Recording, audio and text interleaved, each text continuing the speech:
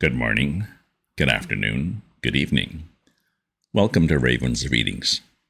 I'm reading to you from Three Men in a Boat. It was written in 1889 by Jerome K. Jerome. I do readings twice a week. If you subscribe to my Substack newsletter, you'll get notified of my updates as soon as they're ready. If you enjoyed this reading or have other classics you'd like to hear, leave me a comment. Last episode, the travelers, 2 men and a dog so far, rode the river with only one minor accident. Time for more explorations and distractions on their way to eventually pick up George. Chapter 7. It was while passing through Molesley Loch that Harris told me about his maze experience. It took us some time to pass through, as we were the only boat, and it is a big loch. I don't think I ever remembered having seen Molesley Loch before with only one boat in it. It is, I suppose, Bolter's not even excepted, the busiest loch in the river.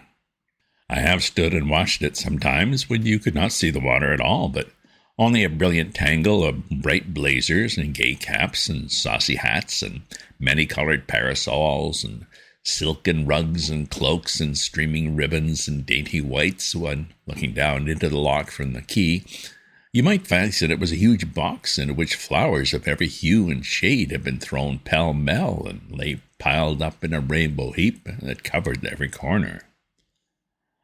On a fine Sunday, it presents this appearance nearly all day long, while up the stream and down the stream lie waiting their turn outside the gates long lines of still more boats, and the boats are drawing near and passing away, so that the sunny river from the palace up to Hampton Church is dotted and decked with yellow and blue and orange and white and red and pink. All the inhabitants of Hampton and Molesley dress themselves up in boating costume and come and mooch around the locks with their dogs and flirt and smoke and watch the boats. And altogether, what with the caps and jackets of the men and the pretty colored dresses of the women, the excited dogs, the moving boats, the white sails, the pleasant landscape, and the sparkling water, it's one of the gayest sights I know of near this dull old London town. The river affords a good opportunity for dress. For once in a way, that we men are able to show our taste in colors, and I think we come out very natty, if you ask me.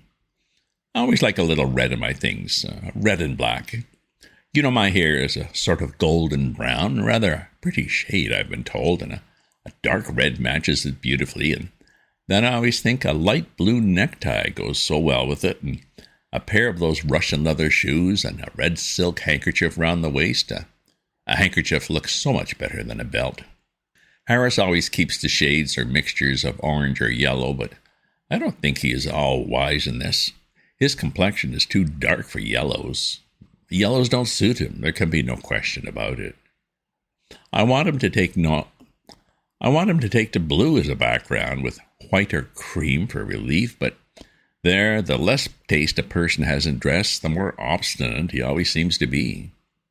It's a great pity, because he will never be a success as it is, while there are 1 or 2 colors in which he might not look really so bad with his hat on. George has bought some new things for this trip, and I'm rather vexed about them. The blazer is loud. I should not like George to know that I thought so, but there really is no other word for it. He brought it home and showed it to us on Thursday evening. We asked him what color he called it, and he said he didn't know. He didn't think there was a name for the color. The man had told him that it was an Oriental design. George put it on and asked us what we thought of it. Harris said that, well, as an object to hang over a flower bed in early spring to frighten the birds away, he should respect it, but considering it as an article of dress for any human being, except a Margate Negro, it made him ill. George got quite huffy, but as Harris said, if he really didn't want his opinion, why did he ask for it? What troubles Harris and myself with regard to it is we're afraid it will attract attention to the boat. Girls also don't look half bad in a boat if prettily dressed. Nothing is more fetching to my thinking than a tasteful boating costume. But a boating costume, it would be as well if all ladies would understand, ought to be a costume that can be worn in a boat, not merely under a glass case. It utterly spoils an excursion if you have folk in the boat who are thinking all the time a good deal more of their dress than of the trip. It was my misfortune once to go for a water picnic with two ladies of this kind. Well, we did have a lively time. They were both all beautifully got up, all lace and silky stuff and flowers and ribbons and dainty shoes and light gloves. But they were dressed for a photographic studio, not for a river picnic. They were the boating costumes of a French fashion plate. It was ridiculous fooling about in them anywhere near real earth, air, and water. The first thing was that they thought the boat was not clean.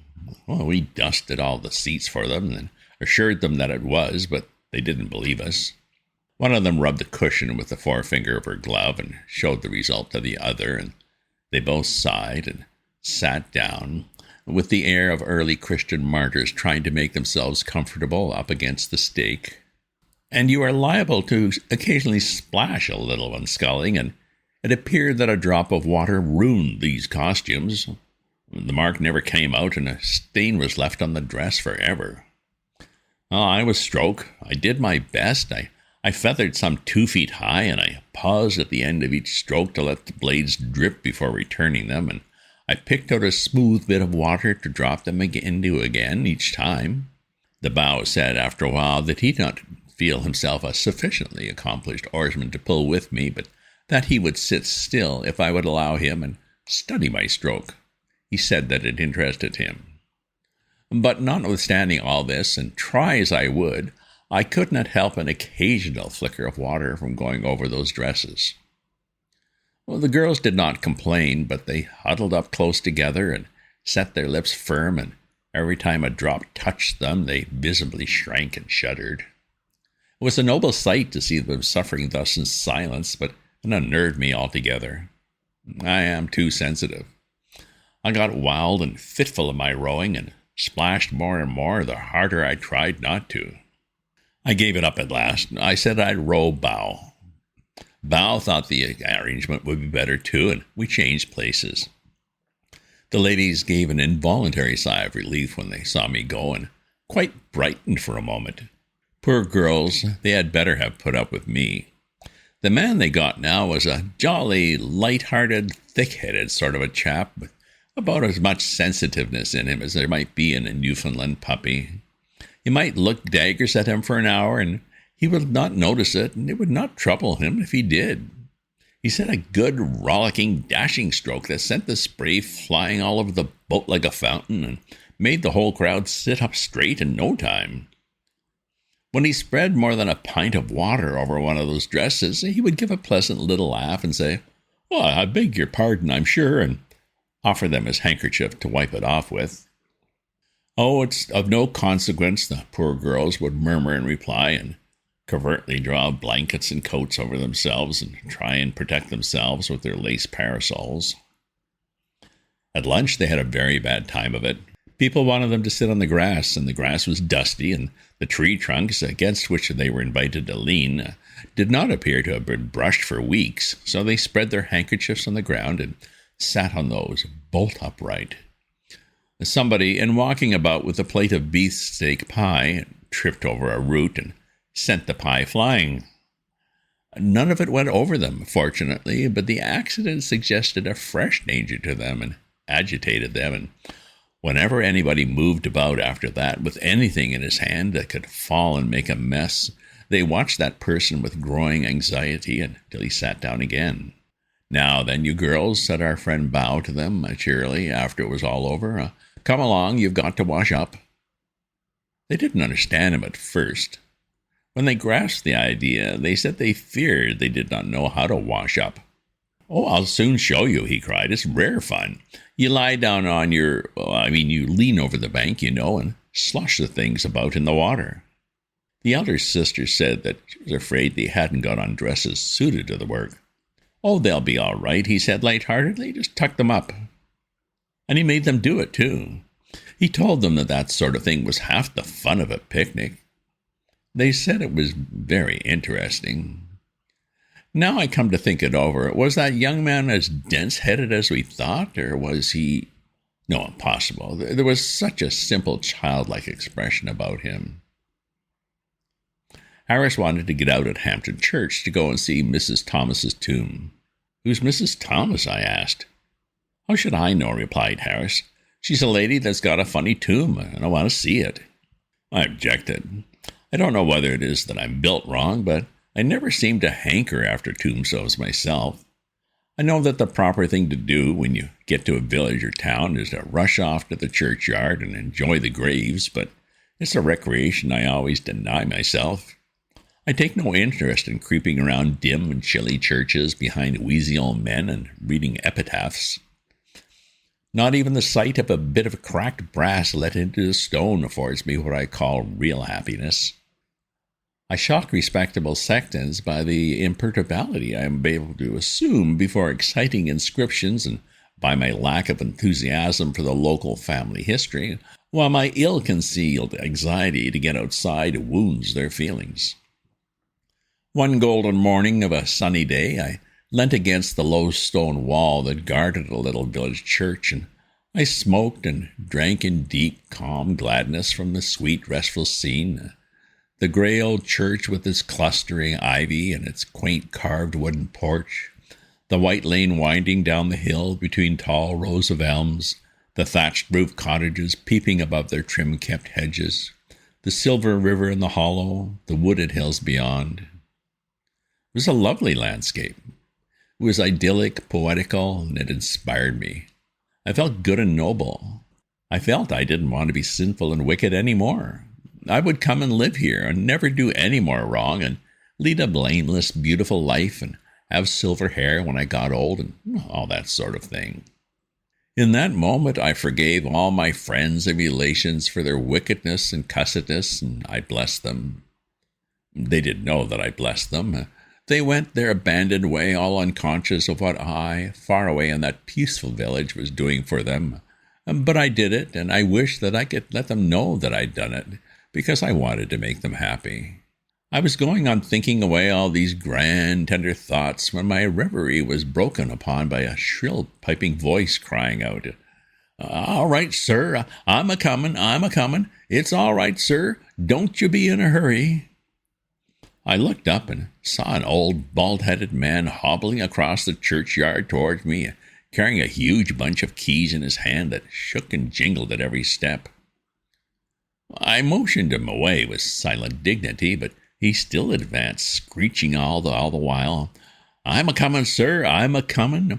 I'm a little lame. I ain't as spry as I used to be. This way, sir." "Go away, you miserable old man," I said. "I've come as soon as I could, sir," he replied. "My missus never seen you till just this minute. You follow me, sir." "Go away," I repeated. "Leave me before I get over the wall and slay you." He seemed surprised. "Don't you want to see the tombs?" he said.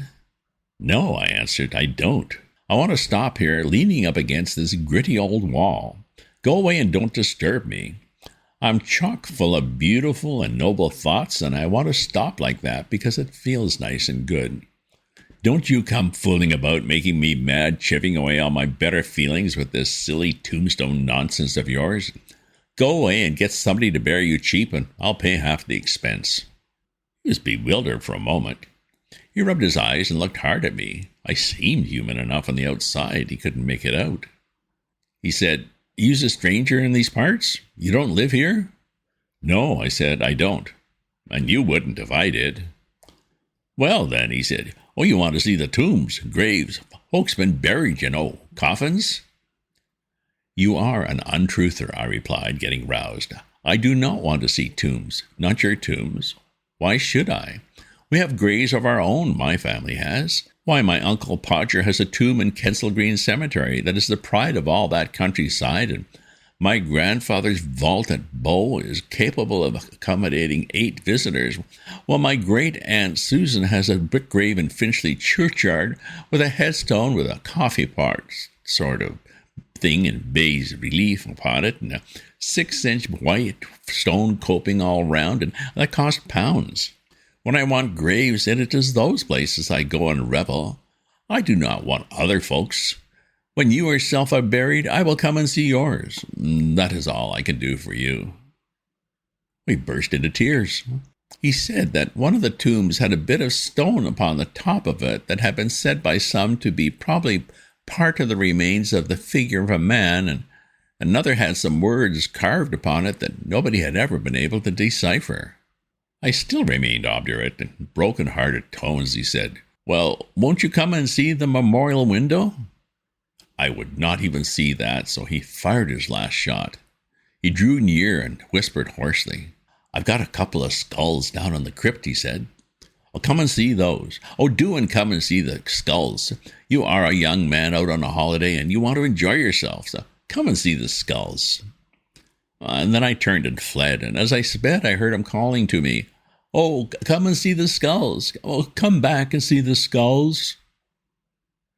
Harris, however, revels in tombs and graves and epitaphs and monumental inscriptions, and the thought of not seeing Mrs. Thomas's grave made him crazy. He said that he had looked forward to seeing Mrs. Thomas's grave from the first moment that the trip was proposed. Said he wouldn't have joined if it hadn't been for the idea of seeing Mrs. Thomas's tomb. I reminded him of George and how he had to get the boat up to Shepperton by 5 o'clock to meet him, and then he went for George. Why was George to fool about all day and leave us to lug this lumbering old top-heavy barge up and down the river by ourselves to meet him? Why hadn't George come and done some work? Why couldn't he have got the day off and come down with us? Bank be blowed, what good was he at the bank? "I never seen him do any work there," continued Harris, "whenever I go in. He sits behind a bit of glass all day, trying to look as if he was doing something. What's the good of a man behind a bit of glass? I have to work for my living. Why can't he work? What use is he there, and what's the good of their banks? They take your money, and then when you draw a check, they send it back smeared all over with no effects and refer to drawer. What's the good of that? That's the sort of trick they served me twice last week. I'm not going to stand it much longer. I shall withdraw my account. If he was here, we would go and see that tomb. I don't believe he's at the bank at all. He's larking about somewhere. That's what he's doing, leaving us to do all the work. I'm going to get out and have a drink." I pointed out to him that we were miles away from a pub, and then he went on about the river and what was the good of the river, and was everyone who came to the river to die of thirst. It's always best to let Harris have his head when he gets like this. Then he pumps himself out and is quiet afterwards. I reminded him that there was concentrated lemonade in the hamper and a gallon jar of water in the nose of the boat, and the two were only wanted mixing to make a cool and refreshing beverage. Then he flew off about lemonade and such like Sunday school slops, as he turned them, ginger beer and raspberry syrup, etc., etc. He said they all produced dyspepsia and ruined body and soul alike, and were the cause of half the crime in England. He said he must drink something, however, and climbed onto the seat and leant over to get the bottle. It was right at the bottom of the hamper and seemed difficult to find, and he had to lean over further and further, and in trying to steer at the same time, and from a topsy-turvy point of view, he pulled the wrong line and sent the boat into the bank again. The shock upset him, and he dived down right into the hamper and stood there on his head, holding onto the sides of the boat like grim death, his legs sticking up in the air. He dared not move for fear of going over, and had to stay there till I could get hold of his legs and haul him back, and that made him madder than ever. End of chapter. Well, more explorations and digressions, and not unsurprisingly another accident. Next episode, they will finally meet up with George. If you subscribe to my newsletter, you'll get notified of my updates as soon as they're ready. If you enjoy this reading or have other classics you'd like to hear, leave me a comment. Check out my other posts on my Substack at ravensview.substack.com. Remember to share this with your friends. Ta-ta for now.